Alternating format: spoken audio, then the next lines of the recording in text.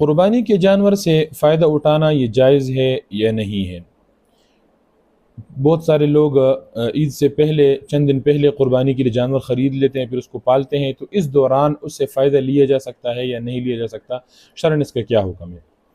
تو جواب یہ ہے کہ قربانی کے جانور سے صرف اور صرف دو صورتوں میں فائدہ اٹھایا جا سکتا ہے، یعنی دو صورتیں ایسی ہے کہ جس کی وجہ سے فائدہ اٹھانا جائز ہے۔ اس کے علاوہ کسی بھی صورت میں اس جانور سے کوئی بھی فائدہ نہیں اٹھایا جا سکتا۔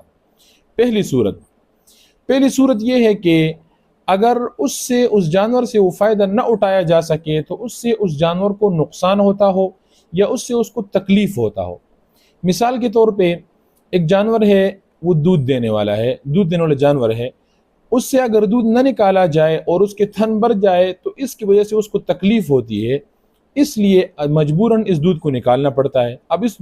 دودھ کو نکالا جائے، لیکن اس کو بھی اپنے استعمال میں نہیں لا سکتے، بلکہ اس کو کسی غریب کو صدقہ کرنا یہ واجب ہے، یعنی کسی غریب کو آپ دے دیں گے۔